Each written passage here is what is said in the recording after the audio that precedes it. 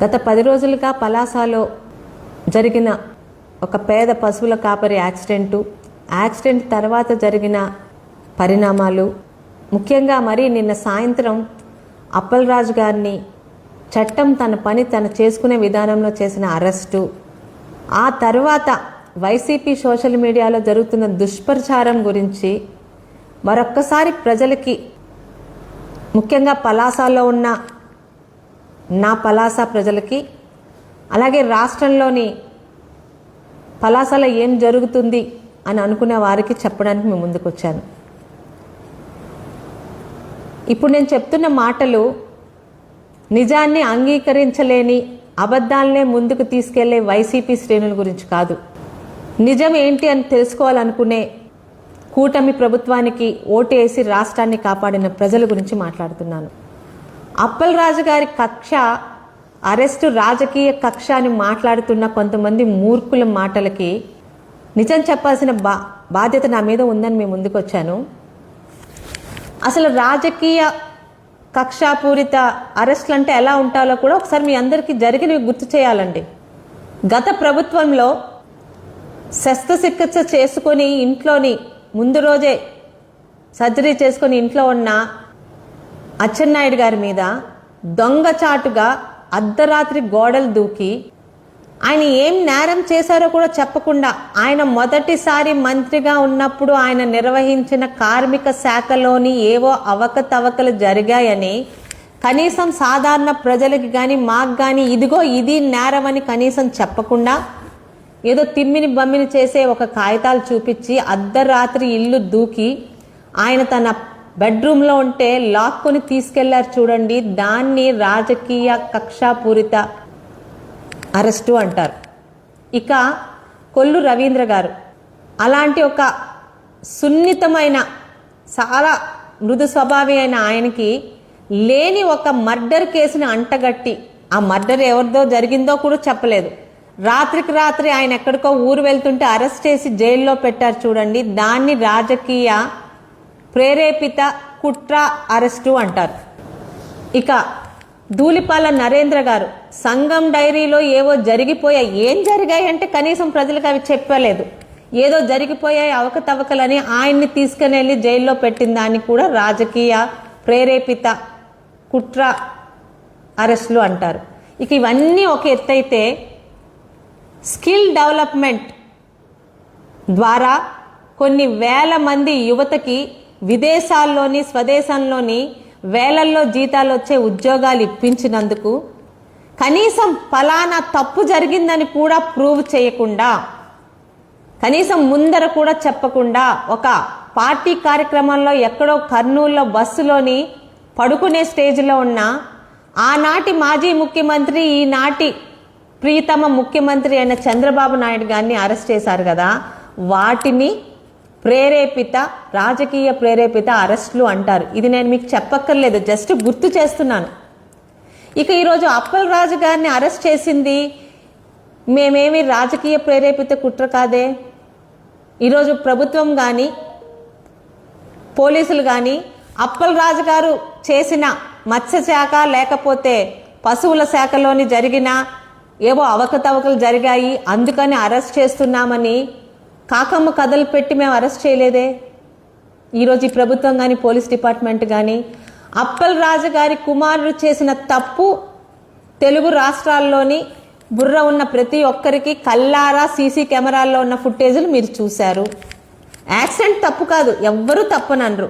Accident తర్వాత ఒక సామాజిక బాధ్యత ఉన్న మాజీ మంత్రిగా నా అబ్బాయి తప్పు చేశాడు, ఇదిగోండి యాక్సిడెంటు, అబ్బాయికి స్టేషన్ బెయిల్ ఇవ్వండి, నేను అదాలత్లో తేల్చుకుంటానని గౌరవప్రదంగా వెళ్లకుండా మాజీ మంత్రి అనే అహంకారంతో సాక్ష్యాలని తారుమారు చేసిన విధానంలో ఈరోజు ఆయనకు అరెస్టు జరిగింది.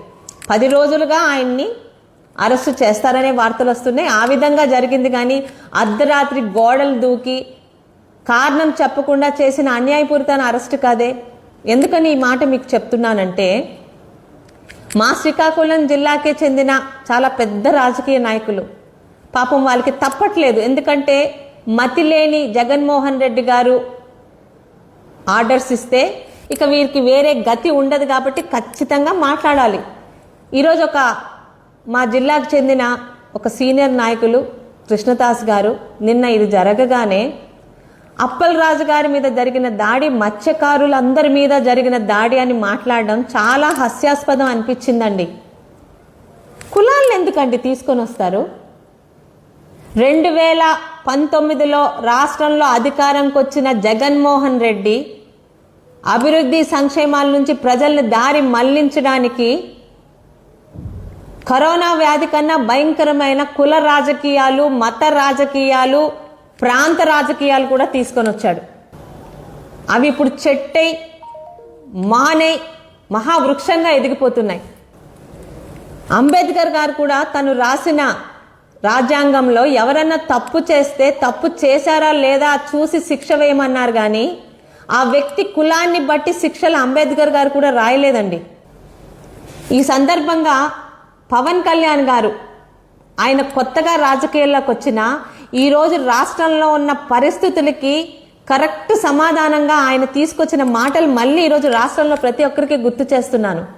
ఎందుకయ్యా ఒక వ్యక్తి నేరం చేశాడంటే అతన్ని కులాన్ని ముందుకు తీసుకొని వస్తారు? ఆ వ్యక్తి తప్పు చేశాడా శిక్ష వేయండి, తప్పు చేయలేదా నిర్దోషిగా వదిలేయండి, అంతేగాని కులం ఎందుకు వస్తుంది ఇక్కడ? ఎంత బాధ అనిపిస్తుంది అంటే ఈరోజు అప్పల్ రాజు గారి మీద జరిగిన దాడి మత్స్యకారుల మీద జరిగిందాడా? ఏ మత్స్యకారుల గురించి మాట్లాడుతున్నారండి మీరు? ఈయన మత్స్యకార శాఖ మంత్రిగా ఇదే పలాసలోని తన తోటి మత్స్యకారులు తన సొంత మండలానికి చెందిన భద్రపుకొత్తూరు మండలానికి చెందిన మంచినీళ్ళపేటలోని దాదాపు 300 మంది మత్స్యకారులకి వాళ్ళు తెలుగుదేశానికి ఓటేశారని ఒక నెపంతో వాళ్ళందరికీ కూడా మత్స్యకార భరోసా తీసిన మత్స్యకారుడు. ఇతని గురించి పలాసలోనే కాదు కదా, ఆయన సొంత మండలంలో ఆయన సొంత ఊర్లో దేవునల్తాడులో కూడా ఏ మత్స్యకారులు కూడా ఇతని గురించి బాధపడట్లేదు. ఈరోజు కులాన్ని తీసుకొచ్చారు కాబట్టి ధర్మాన కృష్ణదాస్ గారికి, మీరు చాలా సీనియర్ నాయకులు, మీకు నేను ఒక జూనియర్ రాజకీయ నాయకురాలుగానే ప్రజాప్రతినిధిగా అడుగుతున్నాను. అచ్చెన్నాయుడు గారిని అరెస్ట్ చేశారు కదండి మీ గవర్నమెంట్లో. ఆయనది ఏ కులం? వెలమల కులం. మరి మీరు కూడా అదే కులానికి చెందిన పెద్దలు అనుకుంటాను. మరి ఈరోజు ఆ రోజు మీరు ఎందుకు స్పందించలేదు? ఇది ఒక వెలమ కులం మీద జరుగుతున్న దాడి అని ఎందుకు స్పందించరు? ఎందుకంటే మీ నాయకుడు జగన్మోహన్ రెడ్డి గారు రాష్ట్రంలోని ప్రతి కులాన్ని, ప్రతి ప్రాంతాన్ని రాజకీయంగా 2 ముక్కలు చేసేశాడు. మరి ఆ రోజు అచ్చెన్నాయుడు గారిని అరెస్ట్ చేసినప్పుడు ఏ వెలమ కులస్తులు బయటికి రాలేదే? మరి ఈరోజు ఏ మత్స్యకారుడు అని చెప్తున్నారో ఈయనకన్నా పెద్ద నాయకుడు అగ్నికుల క్షత్రియులకు చెందిన కొల్లు రవీంద్ర గారిని తప్పు లేకుండా అరెస్ట్ చేస్తే మరి ఏ మత్స్యకారులు బయటికి రాలేదే? ఇక రోజు జగన్మోహన్ రెడ్డి గారు మాట్లాడే మా దళితులు, మా దళిత సోదరులు అని జగన్మోహన్ రెడ్డి గారు మాట్లాడే ఆ దళితుల నుంచి ఒక డాక్టర్గా ఎదిగి కష్టంతో ఉద్యోగం చేస్తూ మాస్క్ అడిగిన పాపానికి ఆయన మీద జాడి జరిగితే ఏ దళితులు మాట్లాడలేదే? ఎందుకంటే కుల రాజకీయాలు తీసుకొని వస్తారు?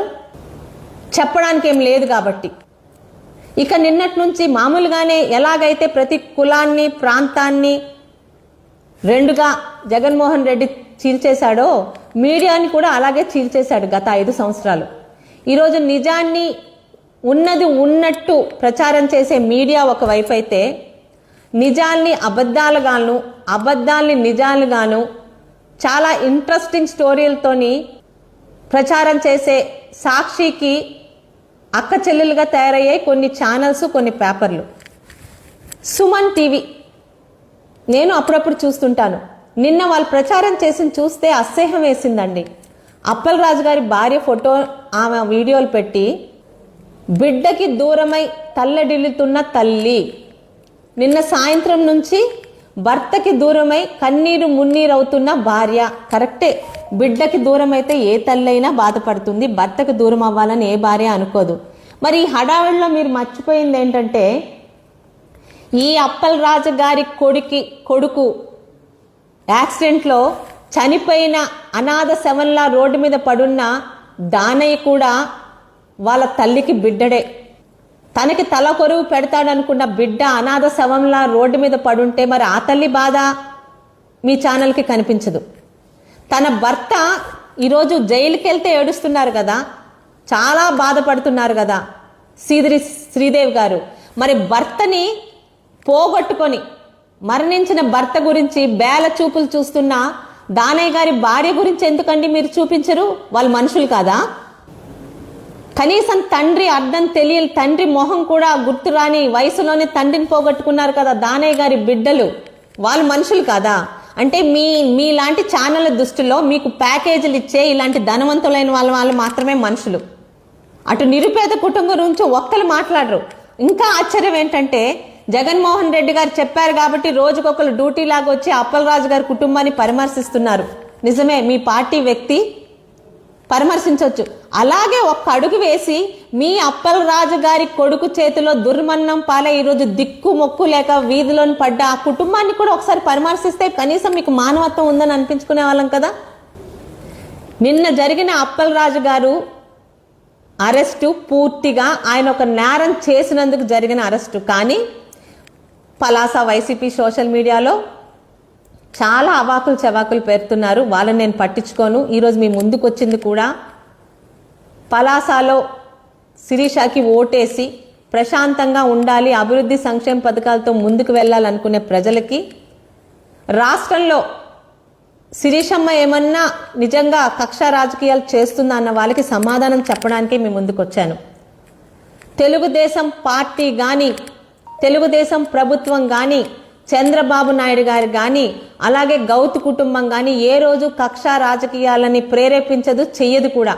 నిజంగా మేము చేయాలనుకుంటే ఈ 2 సంవత్సరాలు ఈ రోజుకి నోరు పారేసుకుంటున్న కొడాలి నాని, ఆ నగరి ఎమ్మెల్యే, గత ఎమ్మెల్యే, మాజీ ఎమ్మెల్యే రోజా కానీ ఈరోజు నోరు పారేసుకుంటే, ఇప్పటికీ నోరు పారేసుకుంటున్న ఈ అప్పలరాజు గారు కానీ 2 సంవత్సరాలు ఎంత ప్రశాంతంగా పలాసలో కానీ రాష్ట్రంలో ఉండరండి.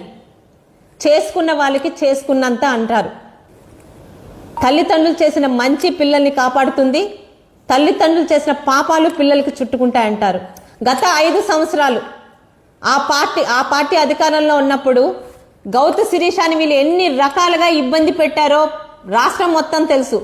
ఆ రోజు నన్ను కాపాడింది ఒక పక్క నా పార్టీ అధినేత చంద్రబాబు నాయుడు గారు అయితే, నా తాత, నా తండ్రి నిజాయితీ, వారి మంచితనం నన్ను కాపాడింది.